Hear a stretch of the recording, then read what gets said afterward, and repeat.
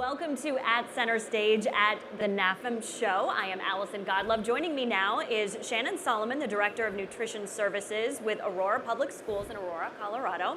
William Walker, the Director of Dining Services at Auburn University, and Damian Monticello, the Director of Enterprise Hospitality and Event Services with GuideWell. Thank you all for being here. Oh, thank you so much for having us. Yeah, it's great to see you. How are you feeling about being back and being at the show? I'm really excited. I mean, it was 2019, I think, when I was here last, and it was a great opportunity. It was my first time really experiencing it, and so I was really excited to be back here and get back and just see what new things are coming out and really how can I bring them to my campus. Yeah, and how are you feeling about being back? Oh, it's beautiful. Innovation at every corner. I'm super excited. Same, 2019 was my first show, and so super excited to see everything. Yeah, being able to walk the floor, see things, actually physically touch stuff and see it. It's just such a different dynamic and such a different energy level than what we've had the past few years. And it's a massive show floor. Yes. It's so great to see this. Yeah, it looks beautiful. So I want to start with the last couple of years. Difficult for everyone. Every industry has had its own challenges. But I want to talk about your industries in particular, about the changes that you had to implement and how you had to just make things work. And we'll go just down the line, just talk about what changes you've had to make and how to make it work over the last couple of years. Well, I mean, so everybody remembers, we shut down, everything shut down in March, right? But we came back fairly fast. I think we were back in that fall, bringing students back at as much of a full-time capacity as possible. So we had to immediately find ways to create and get the food to them that would be kind of a no-touch scenario. So we started looking at food lockers. That was one of the first things we really started looking at. And it was something that my boss and I had already been talking about. How do we integrate this type of technology, this type of innovation into our campus to get to the students when they want it, because they love using technology to order their food, and so how do I get it to them and hold it hot? And that was one of the first things we did. And now post-pandemic, which is awesome because now we're going 100 miles an hour, is really starting to think through, hey, how do we start addressing the new struggles that are out there in the industry, whether it be labor issues, supply and demand issues, and that's not only in technology and innovation and automation, but it's also in how we actually physically work with the employees and the team members there. How do we train them? How do we make sure that they're capable of doing what they're doing so they can become successful too? He's talking about food lines. That was something in public schools that you also had to take a look at and implement, because a lot of children find that that's where they get their food, and it just wasn't happening when they weren't in school. Right, and I think as K-12 operators, PK through 12 operators, I call us superheroes. Like, frontline workers are superheroes. They innovated, they responded quickly, but as a director, or as a leader of a department, I feel like we have to, relationships, resources, and then regulations in the PK through 12. So you have to really consider all of those things. And so when you're making those decisions on the fly and, scaling it back, how to do it, start with your relationships of the people who were scared and couldn't be out there in the front lines. And how do you work with those relationships, keep those solid, the partnerships with your vendors, it was already supply over amounts. There was so much pivoting. I know that word, it got overused, but just being flexible, but also staying positive. Like, that was the biggest thing, caring about your people first. And then going into the resources. What did we have? Going curbs, doing food trucks, getting every bit of resource you had out to people and getting them that nutrition, Maslow's hierarchy of needs, doing that. So every decision you made, which was different at the beginning of each and every day, mask, no mask, and then moving into all of the different resources, equipment, how do we get those out, reaching out to those, and then, the regulations that came down being a PK through 12 operator, and then making sure you're hitting all of those things at the bottom line of it, serving your customers. Yeah. Which is our students. And then a totally different animal that you had to deal with as well. Well, yeah, in corporate dining, of course, just like everyone else, we had to send everybody home in the beginning.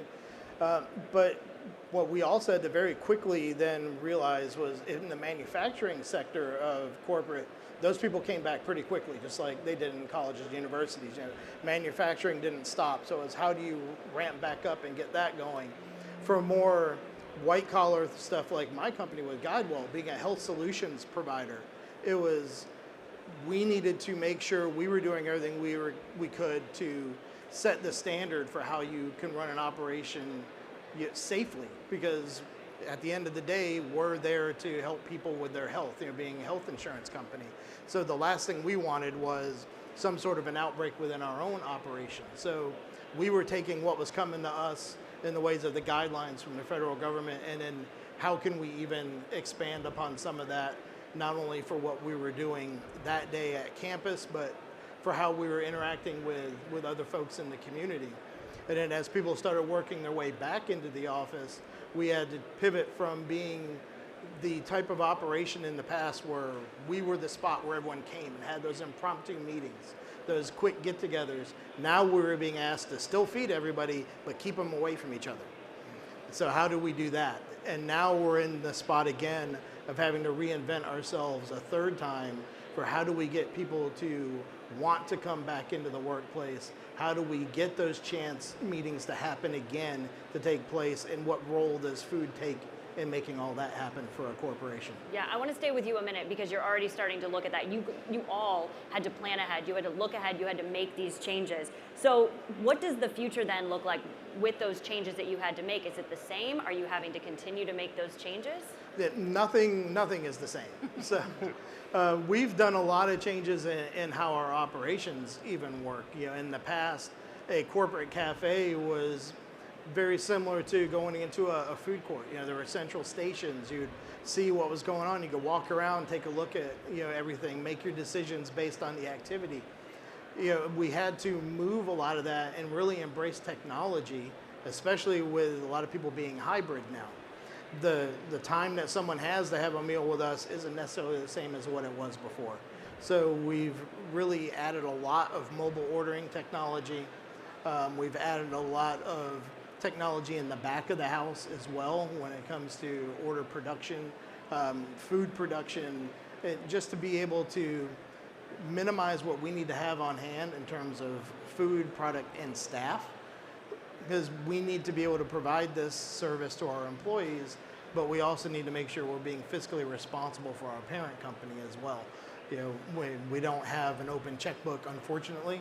I'd love to have everything be a free program for everyone, but that's not the operation that we have. So we have to both be financially responsible and culinarily creative to keep the energy up. And Shannon, what does the future look like for you in your district? So I think a big piece of it is the innovation that's coming with software and technology, with the equipment piece. So the resources that you have and also the training piece. And how do you take that gap of bringing in the latest innovation with technology and also equipment, and then you're training with your staff, right? When you're already, so the great efficiencies here, bringing those people together.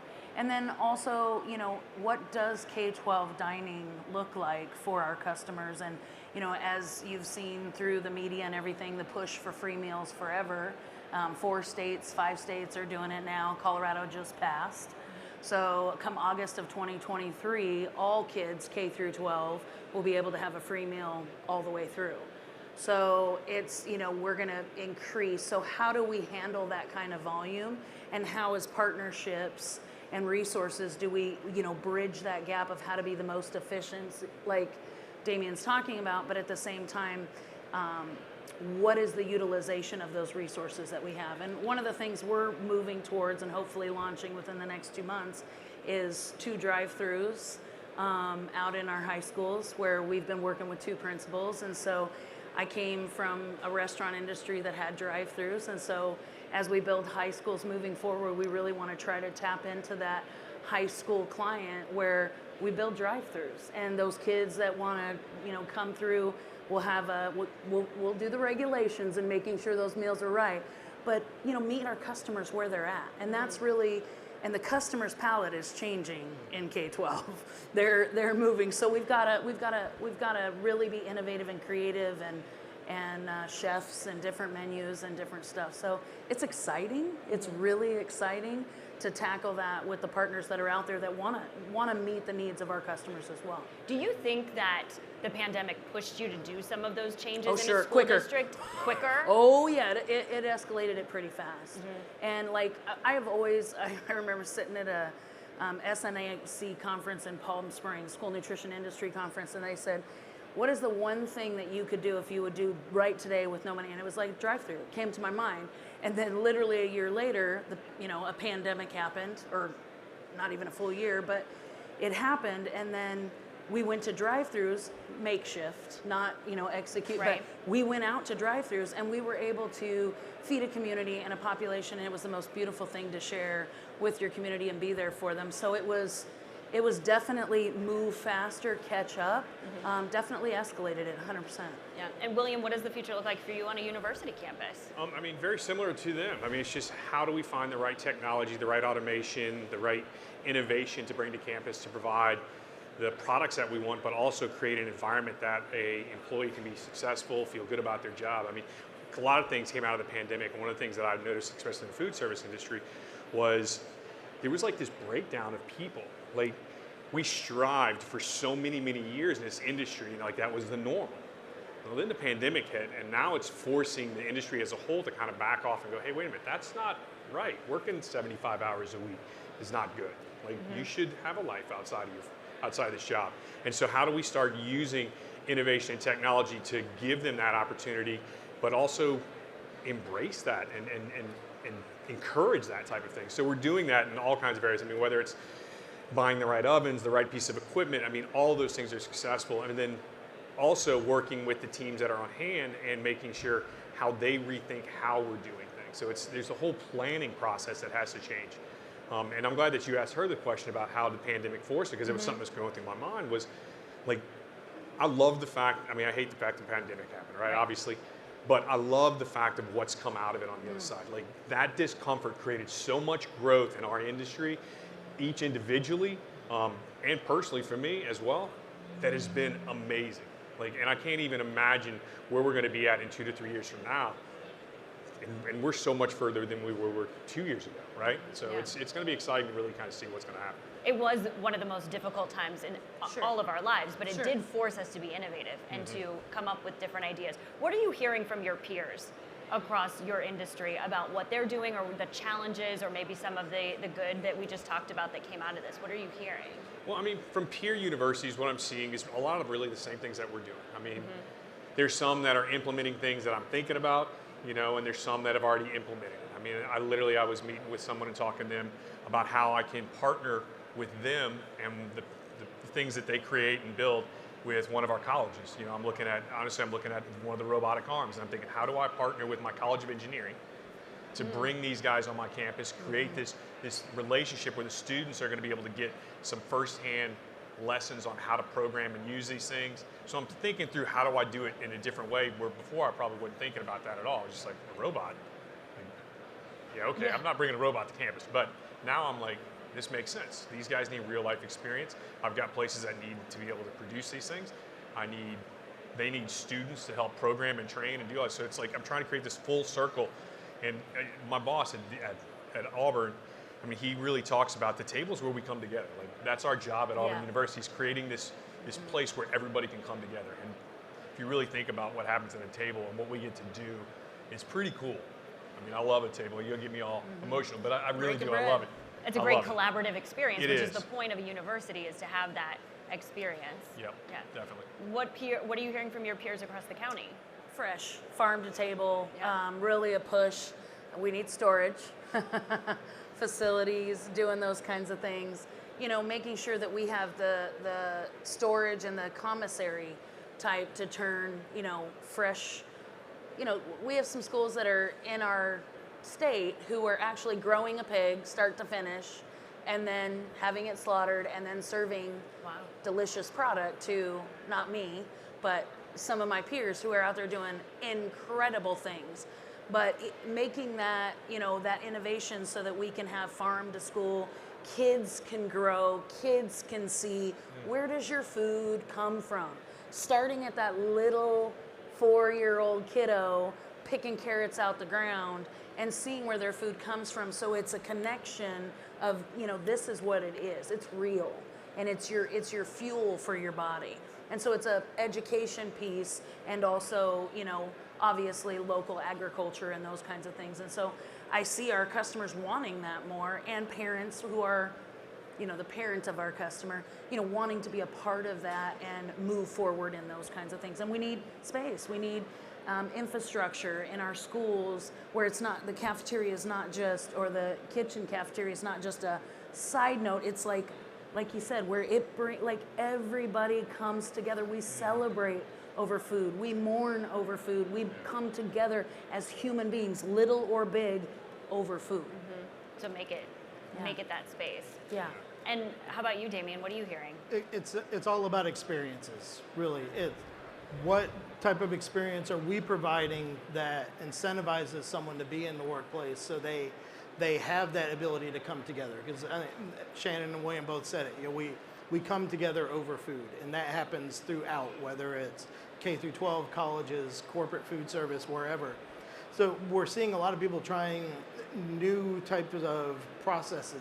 We at GuideWell, we're actually one of the other areas I have accountability for is our fitness and our athletics programs. So we're relaunching intramural sports. And some people might say, well, why would you do that if you have a low population on campus?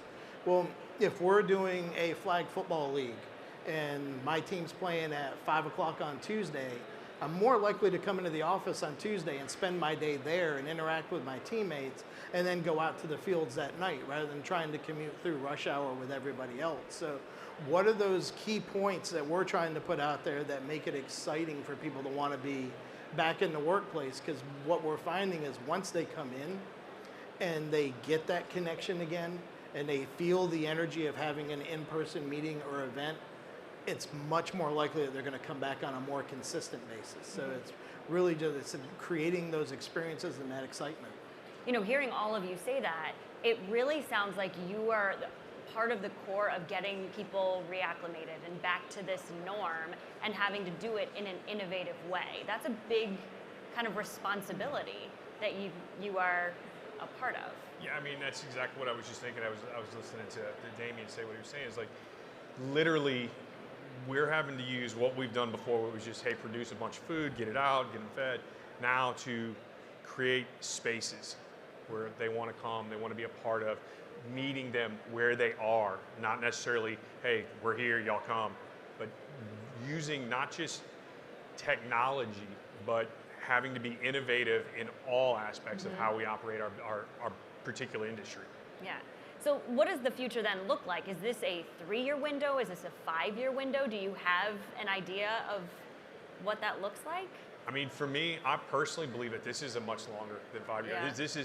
This is the last 2 years has completely changed the trajectory of food service industry, and I'm loving it. Like, I think it's just going to be, I just think there's going to be so many amazing things that come from this. People got we got locked up and we got away from community. And whether we believe it or not, we're all starving to get back into that. And we have an opportunity to be able to do that in all of our different industries at all different levels. And so we're figuring out how do we do that? How do we bring in the right technology, the right automation? How do we plan innovatively? How do we do all those things so that we can bring these people together and have these opportunities of even more growth and more creativity? Because if not, it won't be good. It was a unique experience for a university or a college campus because kids so want the experience to be on campus and to have that college experience. So that is a whole unique to get them back and to be able to take care of them. And one of the things, and it's really neat, one of the things we're actually finding, we actually have data that we've been able to track over the last year, and we're actually seeing, we're able to track students and the amount of time they spend on campus based on the amount of money they spend on campus with their balance, right? And we're actually seeing a correlation between that and their GPA. They spend more money, they spend more time on campus, they actually on average have a 3.5 or 4.0. Like, there is a massive difference, and it's over all 4 years, freshman to senior. And so how do I make sure I create those spaces to keep them coming back? How do I make sure that they're getting a product that they're going to be happy about? How do I make sure that the staff that I have is happy about the job that they're doing, feels successful, feels bought into what they're doing on that daily basis? And this has everything to do with it. Yeah. And I know you talked a little bit about what this is going to look like in a year to get these drive-thrus and that. Is this a 3 to 5 year window for you, or do you think it's longer too?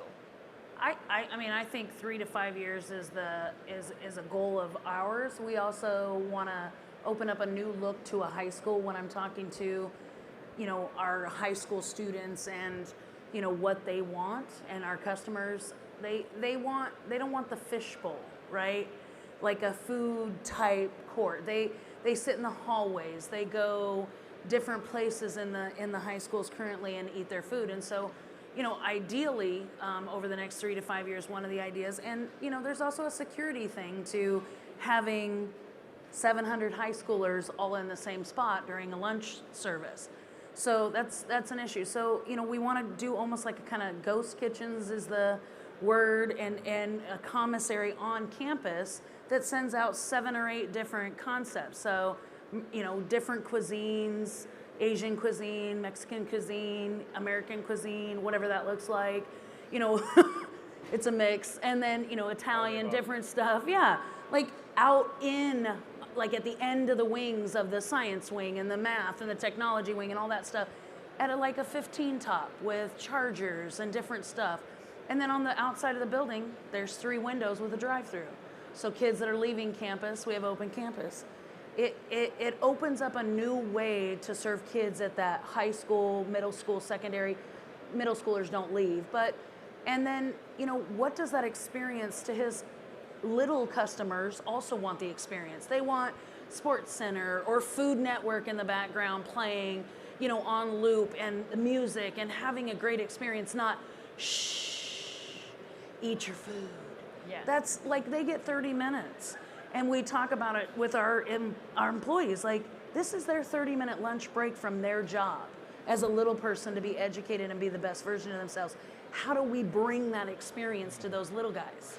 Yeah. And so it's really, yes, it's ongoing, but how do we respond within the 1-3 years of that innovation and not lose the momentum we got and the attention we got as a K-12 operator to say, we're essential. We had people in this country on the front of Time magazine, a superhero, lunch lady. God bless her, I don't even know her first name, she's amazing. But she was there, and so how do we capture that momentum and keep it going for the next 1 and 3 years to get that change that has been needed in K-12 for a while? Everything you're describing feels like a reflection of their communities. Yes. That's what they're seeing when they go to dinner with their family or they go to lunch, and experiencing that. They want that environment when they go to school. Yeah. And it is also a culture change, kind of, like you have to start with the relationships of your people. Like the K-12 operators, it was that lunch lady that, there's that slappy, there's the Saturday Night Live bit, like we all know it, like let's talk about it. And so it's how we've changed the perception that they became that word essential. And my team, I reread that note that we got in Colorado that said, you're allowed to drive, you're allowed to go out, you're allowed to risk your life to feed these kids because you're essential. And how do we maintain that with our people, that you are essential as a K-12 operator to the future of this country? And so it's really keeping that culture of purpose and passion and alive with that. That did happen and uplift superheroes all over. And so it was incredible. And so it's also what, William's talking about, that culture and that people first and people are important. And now there's the total wellness, not just of adults and, the athlete. I love his flag football. I'm like, our wellness team does stuff like that too. I'm like, I need to join. But it's like, how do you get wellness as a whole out there for everybody, from little all the way that you live into that? Adding intramural sports and getting them involved and getting them on campus, is that something that you're looking at? Maybe in that in particular, but this 3 to 5 window of how you're going to have to keep innovating in those ways? It's longer than that for us. I think on corporate food service, it's really, we are charged in the hospitality world with helping to build that company culture. And we're a big part of that experience from as soon as an employee comes through the gates at the office to the moment that they leave. Everything that they see, do, and touch is part of that corporate culture. And being able to provide those experiences again for people is a very large part of that. And we really look at not only the food part. I was really excited to hear William say what they saw with their study with the correlation between how much time they spent and money in GPA. We see something very similar on the corporate side. We've done studies where we have people eat exclusively away from campus and then exclusively on campus. And what we have learned is when they eat on campus, they're back to work about 15 to 20 minutes sooner. They're spending about half as much money as they do when they go off-site, and they're happier with the overall experience that they're getting from us in the workplace than when they go out to a commercial restaurant.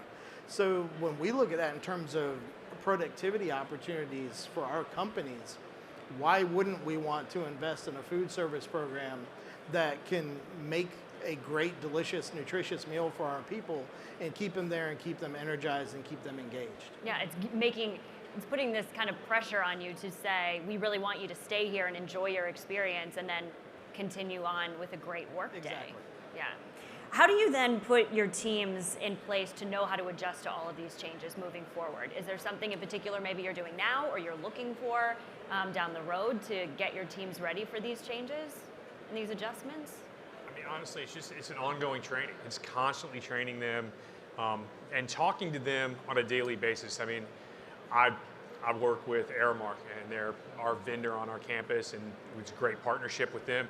But I'm always on the phone and talking with the director of operations, who's my counterpart. But I'm also constantly talking to the frontline employee, the frontline team member. Hey, what is the tool you need? What is it? Yeah. You tell me you need a spatula, I'll go buy 20 of them. So how do I do that? But then also, how do I come along them and help them learn how to use some of the equipment? I mean, that's like the sweet spot. And we just bought a bunch of new stuff and brought it on campus, and a lot of the cooks didn't know how to use it, and I went over there and showed them how to program and do it. I came back the next day, and they're like, hey, Mr. Willie, let me show you. I did this right here, and I'm like, I got to win. That's awesome. Because now they're happy about being at work. They're bought in. They realize that they're essential. And we're building this community. I mean, you hear the theme we're going with is we're building communities, and we're investing in the fact that we realize these people that are doing this are essential to the end client, but also the client themselves. Yeah. Is that difficult in a district to have all of these big innovative changes and to get everybody ready to continue on? Sure, and my team would definitely tell you that. Yeah. It is hard. It is definitely a challenge, but I think, I had a professor when I was getting my degree, and he told me change is a morning process, and you have to give people time to adjust to it. So it's that process implementation, time and change. And so how do you care about somebody and give them the space? Like, right, we go in and train it, prepare, practice, follow up, teach and then follow up.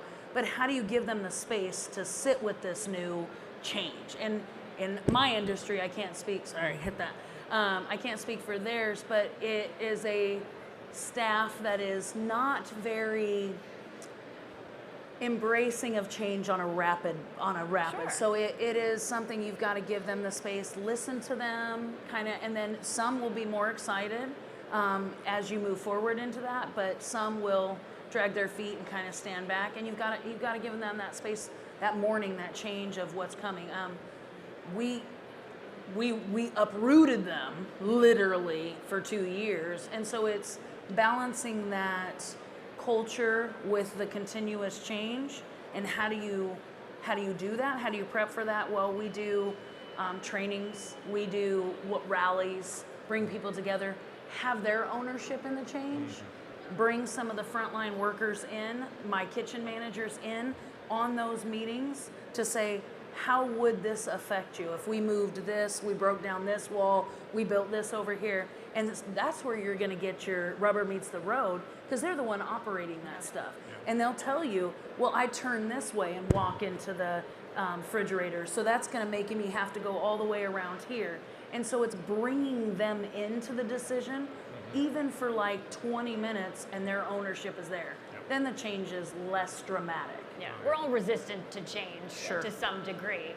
Are you finding that too, that if you're bringing your employees and this team and the staff together to have those conversations, that it's more beneficial? Yeah, and actually for us, it's on two different sides. So we have our employees who are coming in and are utilizing the food service that had to learn the new ways we were doing things, had to embrace mobile ordering technology, and had to embrace a different way of picking up and receiving their food. And then on the production end, similar to William working with Aramark, we work with one of the large contract providers as well with Compass Group to manage our account. And it was working with them to look at how we were going to produce and serve food differently than we had in the past.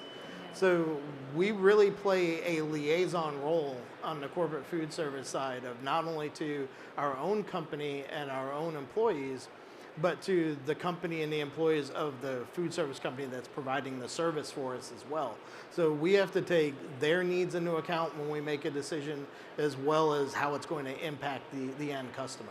That was an adjustment then all the way around for so many people. That could be a huge challenge. And the way we looked at it with what we did and how we changed our operation, it was such a big change for the food service operator. They weren't used to producing that way. They weren't used to ordering that way. And I think where they got some solace from us is my team has a lot of experience in the restaurant industry. We're fortunate that combined, I think we probably have close to 50 plus years of experience on our team. So if we're saying we want you to do something a certain way, it's because we've been on the operator's side. We've done that. We're asking them to partner with us and trust us and not trying to be authoritarian about it and say, well, we're the client, you're going to do what we tell you to do. We're doing this because we feel it's going to give you the best opportunity to operate and be successful, and it's going to give the best experience to our employees. And we have to balance that with pretty much every decision we make. It's funny, one of the things, because we're talking about change here, and one of the things that I've seen, and it's not necessarily just on my campus, but it's throughout the industry. I still have a lot of friends in the restaurant industry, and it's actually not the frontline worker that I found has the resistance to the change. It's the leaderships a lot of times in some of these places, and even me. I'm guilty. I've been guilty. But just like how they rethink the planning of doing things. Because that's where some of the secret sauce is how do you rethink the planning process when you're bringing this new technology or this new innovation or these new automations into something that's always been this way? How do I maybe don't do a smash burger concept where I actually smash the burger? Now I have a different type of press grill that does it easier. And the frontline employee is embracing that because now he feels successful or she feels successful in her position. But bringing that in and then getting the leadership at times in some cases to step up and go, hey, listen, man, this is going to really make your job easier. It's going to be a little extra work up front for you, but once you get it and your employees are on board, your job's going to get really easy, really fast. And I've talked to a lot of people both inside and outside of higher ed. I don't really know a lot of people in K through 12, but a lot of restaurants, and they just like, no, man, I do it. This is the way I do it. I got this oven like this and this stove, and I'm like, that doesn't work anymore. Right, you have to make those adjustments and changes. We're 20 years in the U.S. We're years behind. Honestly, a lot of stuff that you see in Europe, and what they've been doing with some of this technology that we see now. We talked a little bit about the demands from the customer and from the consumer. What are the biggest demands that you're seeing on a college campus that you're having to give? Fast. They want it fast. They want it as fast as you can possibly get it. They do not want to wait They just don't. They want to order, and they don't care if it sits on a shelf. Honestly, they're happy. They're like, I just want to know when I get there, it's got to be on the shelf. What a reflection of society, right? That everything we want it now, and that's now what you're having to see in your industry. It's funny, we brought Grubhub to campus when it was still Topingo, right? Because we have flamingos all over campus. And everybody's like, why are there flamingos? I'm like, But now we are literally, I think, I was talking to one of my counterparts earlier, and I think we're the third highest revenue generator for Grubhub on a college campus. Wow. And the ones that are higher than us, they have 3 times as many students as we have. When we break Grubhub, which happens, they fly people in from wherever they're at around the world to fix it. And it just happens, but it's crazy. And I'm sure you guys are. It is. That's 100% the word, it's convenience. It's convenience. Even just when you buy a house, I know friends that literally people look at their house to see where the nearest Starbucks is. This is what people want for their, what is the nearest vicinity? And so customers want convenience. speed, but convenience. They want it, like you said, and that goes from any customer. They want it to be, when they're thinking about their meal, that's where they go, what is the quickest, what is what I want for my palate, and what is the most convenient for me. And there are diehard people that are like, what is, within a 5-mile radius, what is that brand that I'm looking for? Yeah, and they'll purchase a home for that as an adult. What will where do we meet them? And I joke with my team all the time. I'm like, we're Dr. Seuss. We'll feed them in a bus, we'll feed them in a tree, we'll feed them in a car, we'll feed them on a boat. Yeah. Like, we will feed these kids. We need to feed them where they're at. Yeah. Are you finding that convenience is a big? Pretty much. What Williams students today become our employees in a couple years. So everything they've become used to while they're in the college environment translates over to what they expect from their employer. So there's that is the biggest one, the speed and the convenience. And the other large one is they want that, but they want it done in an environmentally responsible way. So we're constantly being pushed for what we're doing in the world of sustainability, whether it's packaging, whether it's the food and how we're sourcing, what we're doing that's local, what we're doing that's sustainable. For years, we've been an operation where any seafood we serve has to be on the Monterey Bay Aquarium Sustainable Seafood List. So taking those steps, promoting those steps. We took advantage of the pandemic when everyone was away to rip the Band-Aid off on a lot of things. We eliminated single-use plastic beverages throughout our operation. We eliminated styrofoam packaging. We eliminated single-use plastic cutlery. All these things that we could do when there weren't a lot of people around, so there wasn't a lot of grumbling about it from anyone who may have been holding on to the old way we did things. And now as people are coming back, they're like, oh, well, I see what you're doing is replicating that experience I'm getting out in the marketplace. You're taking those same steps.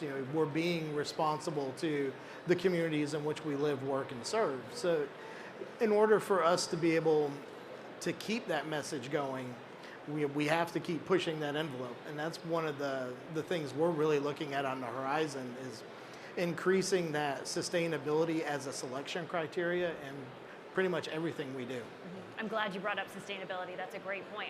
What are you doing in the district or thinking about doing in the district when you're talking about sustainability? Well, and on top of just the food purchases stuff, plant-based proteins. So that's big with our customer base as they're coming in. Parents are really exploring that, which means kids are exploring that, and so we have to explore that. So, but commissary cooking, taking real products, less packaging, those kinds of things. Bars, we're going back to people are feeling safe using bars. We're inching that in as much as we can. The packaging that we do use is compostable, all of that stuff.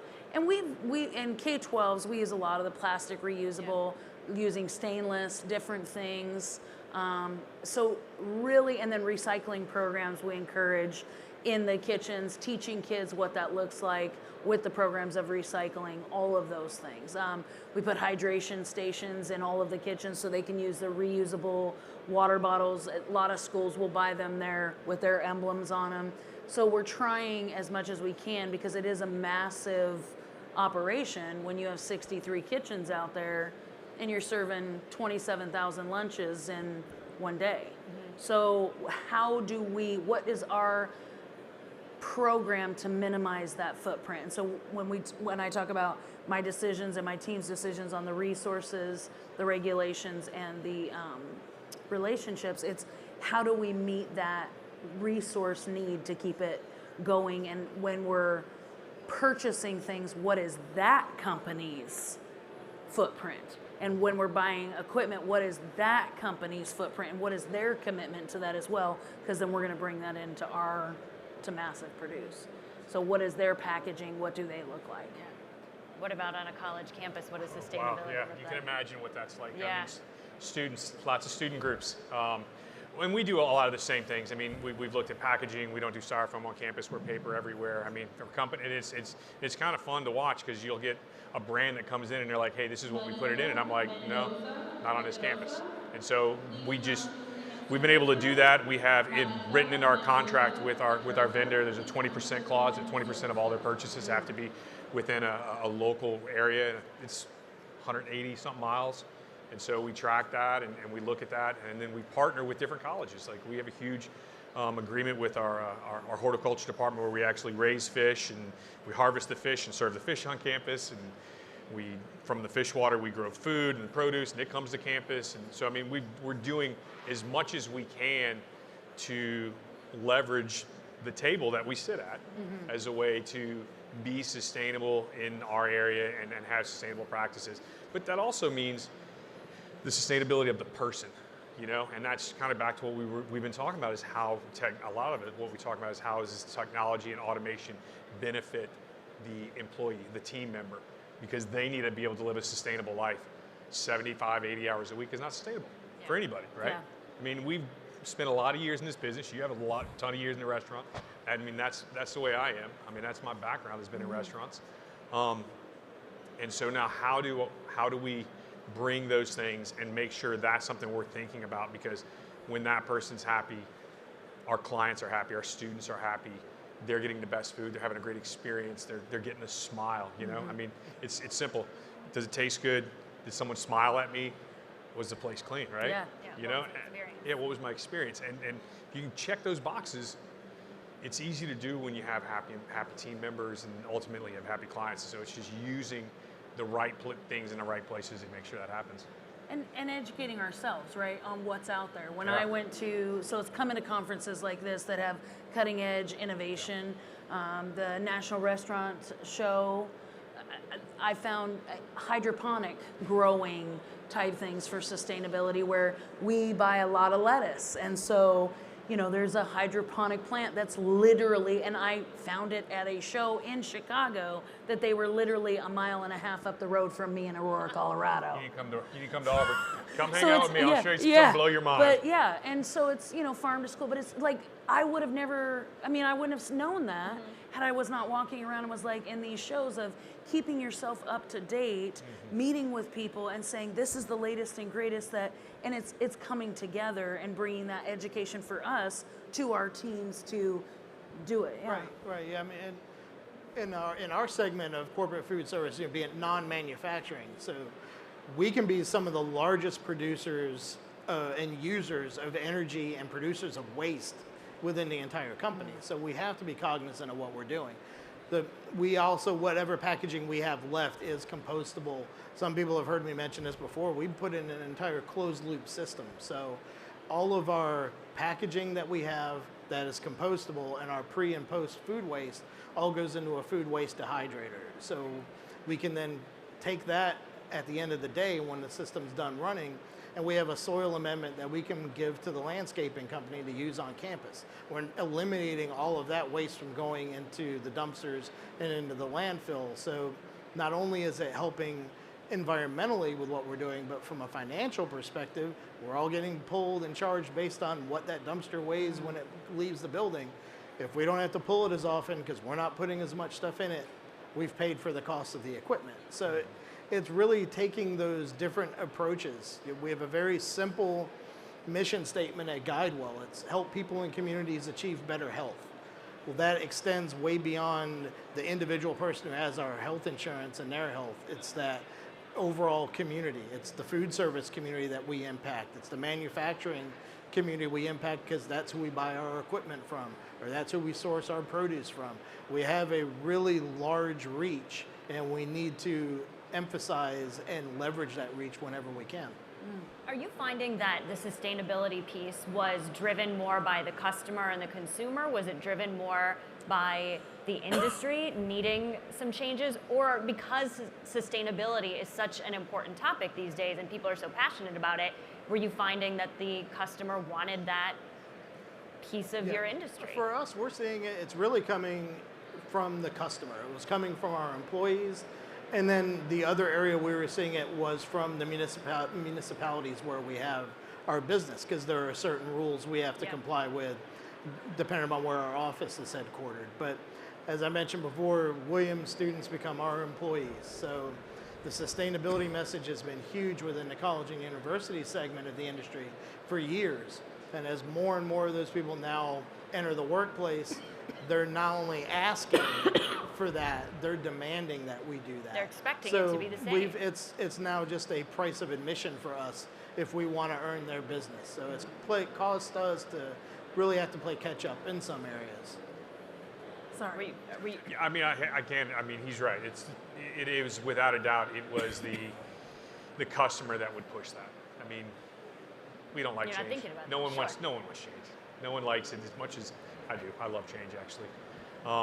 There's discomfort and growth and all those awesome things that happen in it. But without a doubt, it was students for us at the university level just really pushing for that and finding new and creative ways and using their creativity to kind of help foster and bring these ideas to us and on a university campus. I don't look at my job as I'm there to teach somebody to learn something. Like, I'm there to create a space that's going to help them develop as an individual, as a human being. And so if that means they've got cool ideas on how to be more sustainable, I'm going to listen to it. But I'm also going to be a voice of reason because that's part of learning. Yeah. They're going to get that when they get to his place. Yeah. And his students are my customers when they're little. Yeah. They're going there. We have the whole dynamic. yeah, 100%. And I We've think had the it's circle of both life for right us. here. It's the parents, the community, and the students. We're finding kids at even younger ages that are turning around and looking at labels What and they see at reading. home. Yeah, and what they see their parents doing, and what they see, that kid is educated or that customer is educated at a much younger age. So I think it's a call for both community, consumer, and also the customer, because even little kids are like, what's in this, miss? Where did this come from? And so it's what does our food system look like and how do we continue that on? And so I'd say it comes from both. A lot of it comes from the parents. A lot of the calls I get, it's parents or Sure. adults asking, what are we doing to handle this? Yeah. So as we're looking to the future of food service, what are maybe a few of the challenges that you are paying attention to, or maybe a few of things that you're watching as we continue into these, 3, 5, 10-year windows? What's funny is earlier we were talking about convenience, and so for me, it is understanding what the word flexibility means for them. Aramark does a survey every year, and it's really about how the students feel about the campus and the provision and what we're providing them. And it's not a like it or dislike it, but one of the questions that we're seeing continually kind of come back to us is understanding what flexibility means. What we've learned is it doesn't mean they want 15,000 choices, but they want to be able to go and do what they want when they want to do it. And so how do we embrace that, still create a level of experience, but flexibility is going to be really this pivotal thing that's going to make a difference in how we move forward. And it's going to be a thing that I think I'm going to be navigating for the next 3 to 5 years of trying to fine tune what that means, because every 4 years I get a whole new batch of students. Yeah. But that's You get them for 12 years. I only get them for 4. Is that flexibility then from students, but also from your staff? And because you were mentioning people can't do an 80-hour work week all the time and do that. So you're having to balance this flexibility on both sides. 100%. And so thinking through that, I know when you brought staff in, so I'll go here on this a little bit, is for a long time, especially when everybody was struggling with bringing new team members back, they're like, well, we got to pay them more. Well, what we found is that's really not true.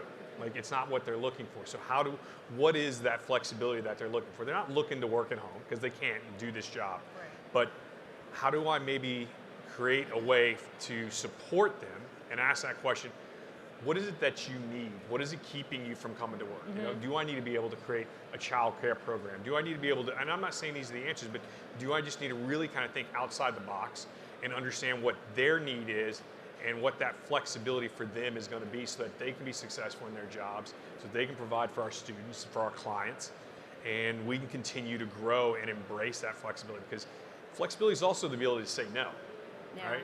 And so it's a good life thing for them on all 3 fronts here.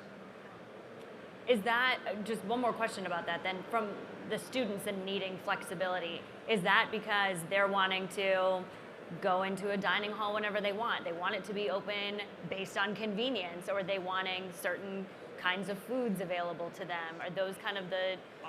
Definitely a little bit of that, and so we're looking at things where it's, hey, how do I create a 24-hour place that allows them to go in? How do I bring in automated fresh food vending of sorts. How do I put, we're looking at bringing the locker systems with the fresh food in it. How do I also give them flexibility to where they can grab like a well-made TV dinner, like one that's made from scratch on campus with fresh food, but then they can pick it up and use their dining dollars and take it home because they know that they're fluid when they come to class and when they're going off classes. So yes, it is a little bit of, hey, things need to be open at certain times. And so we're always looking. I mean, I look at data more than I ever looked at before. Yeah. And it's like, hey, when are they in this place? Where are they at? What am I trafficking? What's their flow? What college are they in? I mean, looking at all those things to make sure that we can make those decisions to get them the flexibility that they need to be successful in the 4 years that they're on my campus. So he's talking about flexibility being that challenge. Shannon, what are you looking at as some of the challenges as we move forward? I mean, flexibility is in restaurants. You have to be able to move your menu. You know, it starts with your food. Like everything's around your food.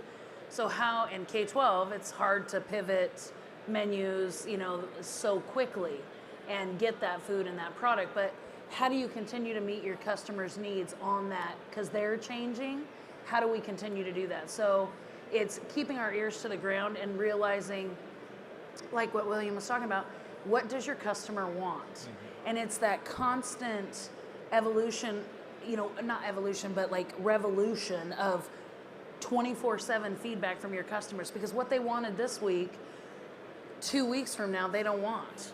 Or they're doing the plant-based, they've moved to this, a whole group. And so it's like, we as customer service agents are responsible to meet the needs of those customers as they're changing, not the speed of light, I wouldn't go that far, but like so quickly. And so it's really how to capture that data on software systems of, it's like, you go to some of those fast food restaurants, I won't call them out by name, where were you happy with your experience? Do you like this? Whatever. But it's like, how do we continue every single week to have feedback and surveys and not get complacent? Like, oh, we hit the mark here. We'll just ride this out until it's exhausted in our menu choice.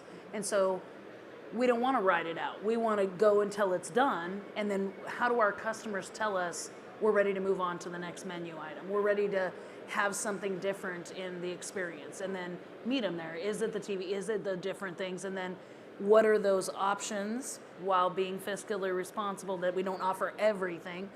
Because there's restaurants out there, right? But we have this in front of us, like how do we compete to make sure? And so it is flexibility, I feel like, in the menu and staying current with our current menus and offering choices, lots of choices, even the little people. Little guys, we offer 3 to 4 choices, and K-12, some K-12 operators, that's their lunch menu for the day. Yeah. They just offer one for elementary kids' choice, and I'm like, gosh, you remember the days that was it? It was pizza. That's you it. had pizza on That's Thursday, and this is what you got, and you got a carton of milk and that. And then it was so interesting that you said that. It is good. Square pizza is good. It is good. It is good. But it's not, like a kid wants a choice, and we've learned that our customers want to trust us. So we offer, a sandwich, a salad, and then the square pizza, right? So, but kids want choices, and they know that if they're going to get the standard, it's like kind of like a quick service restaurant. You know that there's that one item you go to, but if they've got a promotion of product, an LTO, a limited time offer, they'll try it if it's appealing to them. But if they know that they can get this, they're going to trust me and they're not going to pack their lunch. So we try to give those kids choices, but then that flexibility, that changing of the LTO or the limited time offer items. It was so interesting too how you're pointing out that it used to just be, all the kids went to lunch and you sat in a big area and you've got this day and this the next day, and now you really had to change the whole idea of what a school lunch looks like because of the needs. Because the kids are changing it. That's not what they want it to look like anymore. That's not the customer base we had. It was a time where it was like the school nutrition program was, just there to feed and like industrial feeding, like here's what's offered. When we were growing up, it was you get what you get and you don't throw a fit, right? Like that, we ate what was in front of us in my home growing up. Now, like I have 5 kids of my own, and I feel like a short order cook half the time. Like they want this, they want that. It's different stuff because their palates are different, their desires are different. And so food is more of an experience, and it's, what are we doing to meet the needs of those customers? Yeah. And you don't just get what you get. You gotta give them the choices. Were you going to add something to that? Oh, no, go ahead, Oh, David. okay. Oh, you were pointing to me. I know. Okay. Well, for us, I think within corporate, the way we are having to reinvent ourselves, some of the biggest things we're looking for and some of the biggest challenges we're experiencing have to do with all the companies that are here and are exhibiting. We need additional communication and transparency up and down the supply chain, whether it's equipment manufacturing, whether it's food manufacturing, packaging, because we're constantly evolving how our operations are set up. If we're going to do a rebuild, we need to be able to know up front, if this is the timeline I have, if I have 8 months to turn this thing around, realistically, what can I do?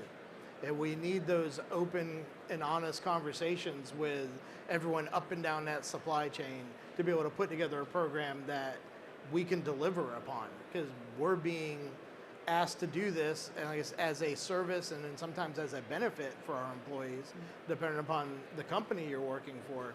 If we can't deliver upon that, we're falling short. So coming to the table with us and being realistic from day one about this is what we can provide to help you achieve that goal. And if for this particular project, you're not the one that can work with us, that's perfectly fine. There's nothing wrong with saying no, as William said before. It doesn't mean we're never going to come ask you for help again, because we're going to be going through this iteration process again and again, because we're going to constantly be evolving what the workplace looks like. So we talked about the challenges. What are some of the exciting things that you're looking at of the future of your industries and what it is you're doing? The challenges are exciting. Like, how do you overcome those? Like, that's the biggest thing, is how do you see the challenge? And for operators, I don't know about, but you see the challenge and it's like, okay, how am I going to overcome it? Mm-hmm. Yeah, being able to solve it. I was going to say the same thing. The challenges are what's exciting. Yeah. Yeah, being able to see a problem out there and solve it. There's something really satisfying about that when you get to cross the finish line and see what it is you've been able to accomplish. And it's not always going to be perfect. It's not always going to work. I tell our staff, and it's the same thing I've told my kids their whole lives. Even if you fall on your face, at least you're moving forward. So we're not going to always get it right, but we're going to do what we think is right at the time, and we're going to push, and then we're going to reset, and we're going to push again. So just tackling those challenges is super exciting. And that takes courage. Let's be real. Like, we teach, I want you to fail. In my district, like we want you to fail. Like if you're not trying, you're not moving forward, you're not, and you can't have success without failure. They kind of go hand in hand. So it takes courage to continue to fall on your face. But it's the exciting part of it, watching it come together, watching things for the betterment of our customers and the kids and the future of the country. Like you watch it. It's the most exciting thing about what we do. And when people in the service industry want to serve, that's the exciting part. Is it's okay. We're going to move forward. That would have been my answer, actually. Yeah. It's planning through and thinking through and seeing that. It's our dinner rush. Yeah. It's Friday night, the machine's blowing up. We know we're going to fall asleep and hearing and having that nightmare of that printer just going zzz. But we embrace that, and we know that on the other side of that, something great's going to happen. We know that experience for that student. As a chef for so many years, like I always thought about, like, hey, what happens at that table once that my food hits the table? Like, what happens there? What happens at that conversation? Are they celebrating? Are they mourning? Are they having a business meeting and something great's going to happen? Or what's going to happen when those 3 little kids are sitting there talking about, or the students at the university and they're talking about some new invention that they're working on with the professor, and it's going to be this life-changing or world-changing thing at some point, right? And how do we embrace the challenge so that we can make sure those things are happening at that level? And coming to this and being a part of this, and us last year when we had a chance to really kind of talk and sort through a lot of this has been awesome. Honestly, she just got recognized. I'm gonna throw it out. She just got recognized NRA, right? It's Yeah. it's the restaurant. Yeah. Yeah, she got recognized for NRA, and so she, I mean, just for her innovation and what she's doing in Colorado, and it's awesome. Thank you. Because they see the impact and people understand the importance of what happens at a table.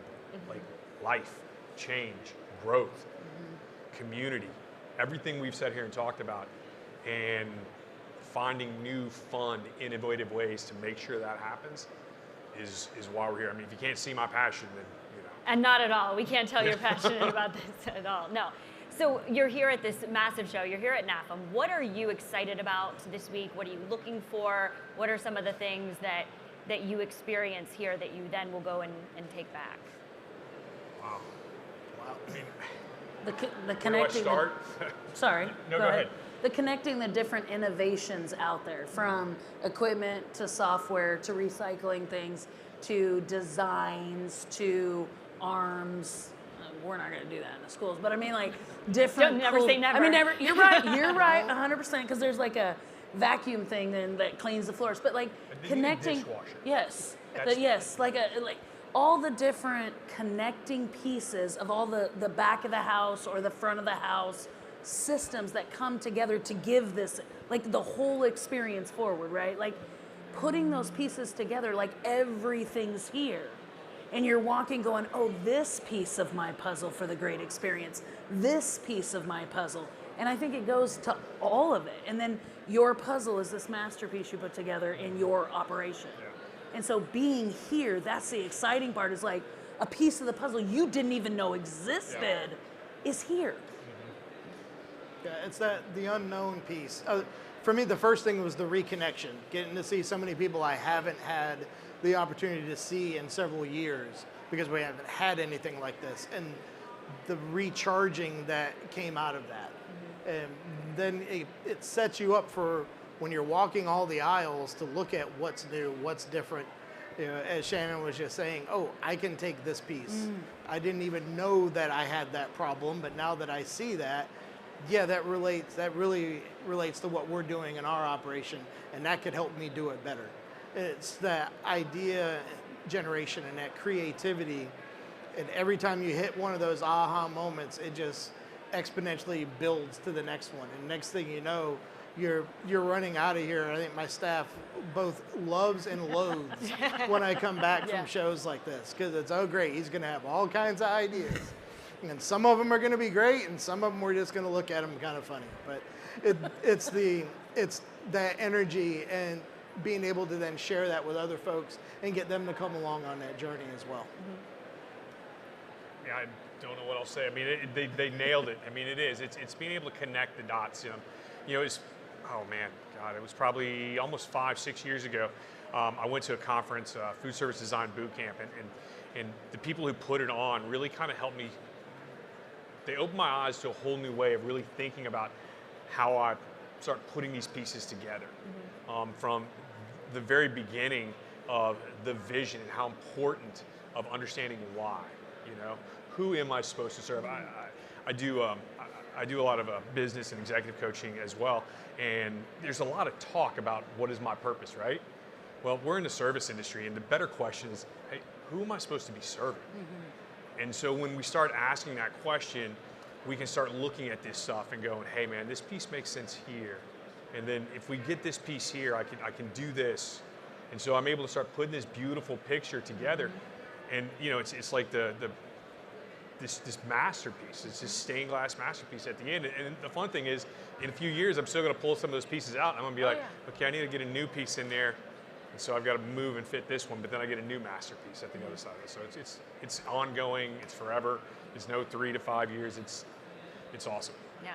Well, this has been a wonderful conversation. Is there anything else that any of you would like to add or to bring up? No? Oh, you go first. My passion is feeding the little customers, and just know that your school lunchrooms are a restaurant. And you know, I challenged when we spoke before, how many of you have gone to that restaurant with your kiddo or not, and just saw and go and dine and just see what a kitchen is like, a restaurant is like. And you know, a lot of times preschoolers through 12th grade get this rap of this is what the restaurant, the PK through 12 restaurant industry looks like, and you have this perception in your mind, go see it. Go have lunch with your school nutrition people. Go out there and see what they're doing, because they are working to make sure that the future of this country, all those little people are going to be doing this and running this country, and my kids are going to go to him as customer, and then they're going to work for. So it's like, take the time to realize that K-12 is a restaurant. It is sometimes the biggest restaurant industry you have in your community. So please, my passion is, don't forget about us. And don't forget about the superheroes who go in at 5 o'clock every morning and make it happen for your kiddos, and go dine with them, because it is a restaurant experience. And so that's my passion. I came from restaurants. 15 years ago, I found out I was a lunch lady, found my heart, found my passion. I don't work for a living. I get to do what I love. So thank you. Yeah. Wonderful. I think for me, I've had a great opportunity afforded to me to be able to be parts of things like this. Recently, I was president of Society for Hospitality and Food Service Management, which is the corporate food service industry association. And I mentioned to them when I was stepping out of the presidency and turning the gavel over, that another one of the quotes that I've always tried to keep in mind was from James Baldwin. And he said, that not everything that we face can be changed, but nothing can be changed unless it is faced. And just the way we all get to come together with these types of events as a group and as a community and identify what those things are we need to face and try to change is what makes this industry so rewarding and so exciting. And I believe everybody who's in this industry is in it because they're passionate about it. It's one of the few industries I know, if you don't believe in it, if you're not passionate about it, you're not going to last. And I think you've seen the energy from the other folks who are up here on stage with me, and it goes for pretty much everybody who's out in this show floor as well, that we're here to enact those changes. Yeah. Well, I mean, I got to agree with everything they said. I mean, I know she's obviously K through 12, and I mean, I have a passion for this industry as a whole, but really I think what's important to be taken away, or maybe what comes to my mind is, hey, you manufacturers, like, how are you connecting with us? Like, honestly, the last year has been amazing for me, because I had a few manufacturers that said, hey, come in, let me show you what's going on. And I really opened my eyes. And it was great coming to these, and I was able to make these connections. But once I was able to really get on the front line, they were able to help me process how to bring the right things to the table that allowed me to get what I needed. They took the time to listen to me, but they also took the time to train me and give me enough knowledge to go out and actually execute. And for so many years, I mean, it was, hey, you need an oven? Here's an oven. Congratulations. You know how to turn it on, plug it in. And it's not a knock on them. I mean, it was just what the industry at that point was. But now it's changed. I want flexibility, right? Yeah. And I want to know that when I invest with you, I want a relationship, and I want a partnership with you. I want to know that when I pick up the phone, I'm going to buy these ovens. That commitment's still there, yeah. I mean, does it stink that we're having to wait 8, 10, 12 weeks for stuff sometimes? Maybe longer? Yes. But with that relationship, them understanding what my struggle is, what my pain is, and even being willing to go, hey man, I don't have the solution, but I got a guy. Yeah. Like, do that for me. And some do, some don't, but just understand that you actually have the ability to really kind of bring some of this to us. And that's why we're here. If you had to describe the future of the food service industry in a sentence or in a word or in an idea or phrase, what would you say? Remember who you're supposed to serve. I'm going to steal the one from Friends. Pivot, pivot, pivot. Servant leadership. Yeah. Hospitality means that you inherently want to take care of somebody else. And that's why we do what we do. Well, wonderful. Well, thank you all so much. This was a wonderful conversation. We appreciate your time and for being here. Thank you. Yeah. Thank you. Damian, Shannon, and William, thank you all so much. And thank you to NAFEM for Yeah. putting this Yes. together Yes, and thank bringing you. people together. Thank you.